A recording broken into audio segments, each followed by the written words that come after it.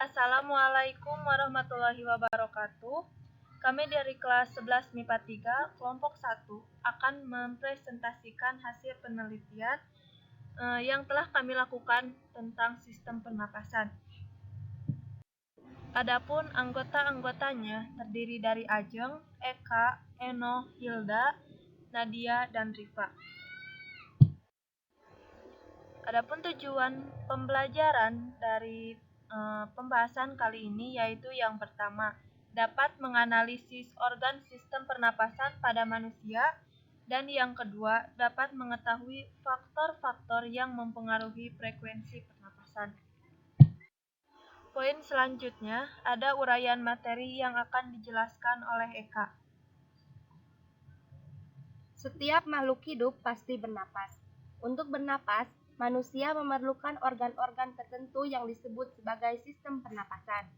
Sistem pernapasan pada manusia merupakan sistem organ yang digunakan untuk menghirup oksigen dari udara serta mengeluarkan karbon dioksida dan uap air. Dalam proses pernapasan, oksigen merupakan zat kebutuhan utama. Oksigen untuk pernapasan diperoleh dari udara di lingkungan sekitar. Alat-alat pernapasan berfungsi memasukkan udara yang mengandung oksigen dan mengeluarkan udara yang mengandung karbon dioksida dan uap air. Tujuan proses pernapasan yaitu untuk memperoleh energi.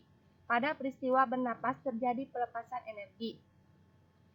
Organ-organ yang berfungsi dalam proses pernapasan diantaranya adalah rongga hidung, pekak atau paring, pangkal tenggorokan atau laring, batang tenggorokan atau trakea, cabang tenggorokan atau bronki atau bronkus, alveolus, paru-paru atau pulmo, dan plera. Masing-masing organ memiliki fungsi-fungsi tertentu yang sudah dijelaskan pada pembelajaran minggu kemarin. Selanjutnya akan dijelaskan oleh Ajeng. Sistem pernapasan pada manusia mencakup saluran pernapasan.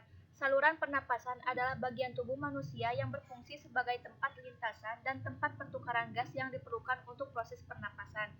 Saluran ini berpangkal pada hidung atau mulut dan berakhir pada paru-paru. Urutan saluran pernapasan adalah sebagai berikut: rongga hidung, faring, laring, trakea, bronkus, bronkiolus, alveolus, paru-paru atau pulmo. Paru-paru tersusun oleh bronkiolus, alveolus, jaringan elastik, dan pembuluh darah. Di dalam paru-paru, bronkiolus bercabang-cabang halus dengan diameter kurang lebih 1 mm. Dindingnya makin menipis jika dibanding dengan bronkus. Selanjutnya akan dijelaskan oleh Eno. Dalam bernapas, tentu terdapat faktor-faktor yang dapat mempengaruhi frekuensi pernapasan. Faktor-faktor tersebut diantaranya yaitu usia, aktivitas, jenis kelamin, suhu tubuh, dan posisi tubuh. Poin selanjutnya yaitu penelitian yang akan dijelaskan oleh saya sendiri. Di sini kami telah mencoba melakukan penelitian yang berhubungan dengan faktor-faktor yang mempengaruhi frekuensi pernapasan tersebut. Hasil penelitiannya yaitu Ajeng, ketika duduk, frekuensi pernapasan dalam 1 menit mencapai 24 kali. Ketika berbaring 21 kali. Setelah aktivitas pada minggu pertama 34 kali dan minggu kedua 40 kali. Yang kedua yaitu Eka. Ketika duduk 25 kali, ketika berbaring 20 kali, setelah aktivitas minggu pertama 39 kali, dan setelah aktivitas minggu kedua 43 kali. Yang ketiga Eno. Ketika duduk 29 kali, ketika berbaring 26 kali, setelah aktivitas minggu pertama 38 kali, dan setelah aktivitas minggu kedua 42 kali. Yang keempat Hilda. Ketika duduk 24 kali, ketika berbaring 21 kali, setelah aktivitas minggu pertama 38 kali, dan minggu kedua 42 kali. Yang kelima yaitu Nadia. Ketika duduk 30 kali, ketika berbaring 27 kali, setelah aktivitas minggu ke-1 36 kali, dan minggu kedua 44 kali. Dan yang terakhir ada Ripa, ketika duduk 27 kali, berbaring 25 kali, setelah aktivitas minggu pertama 34 kali, dan setelah aktivitas minggu kedua 40 kali.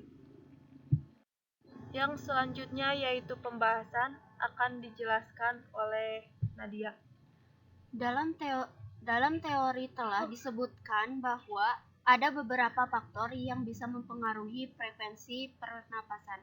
Di antaranya, yang pertama ada usia, di mana usia ini bisa mempengaruhi frekuensi pernapasan karena ketika masih bayi, kita memerlukan energi yang lebih banyak untuk mendukung pertumbuhannya, sehingga frekuensinya lebih cepat dibanding orang dewasa.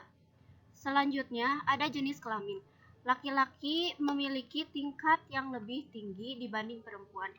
Yang ketika ada suhu tubuh, lalu aktivitas, dan yang terakhir yaitu posisi tubuh. Berdasarkan hasil penelitian yang telah dilakukan, terlihat jelas bahwa penelitian tersebut merupakan contoh dari faktor aktivitas dan posisi tubuh. Yang pertama yaitu posisi tubuh, di mana kami melakukan penelitian untuk menghitung frekuensi pernapasan ketika duduk dan juga berbaring. Dari hasilnya terlihat bahwa ketika duduk kita memperoleh frekuensi pernapasan lebih besar dibanding ketika berbaring.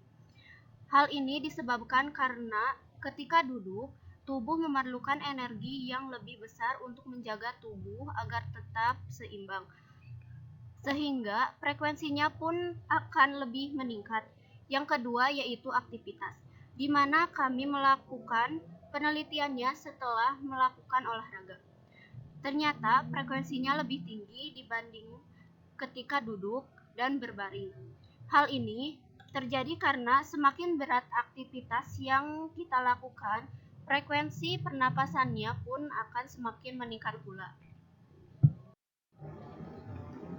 Yang terakhir ada kesimpulan yang akan dijelaskan oleh Ripa. Kesimpulan yang didapat diambil dari pembahasan di atas, yaitu dalam bernapas. Dalam bernapas itu tidak terlepas dari faktor yang mempengaruhinya, mulai dari usia hingga posisi tubuh. Itu ternyata bisa mempengaruhinya. Dan yang paling terlihat jelas yaitu ketika kita telah melakukan aktivitas yang berat. Tentu frekuensi pernapasan kita semakin meningkat, dan biasanya yang disebabkan karena tubuh kita memerlukan banyak sekali energi untuk menjaga tubuh agar tetap seimbang. Untuk itu, lakukanlah aktivitas sewajarnya, dan tetap lakukan olahraga secara teratur agar tubuh dan frekuensi pernapasan bisa tetap seimbang. Sekian pembahasan dari kami. Mohon maaf apabila terdapat salah pengucapan dan kata-kata yang salah. Sekian, wassalamualaikum warahmatullahi wabarakatuh.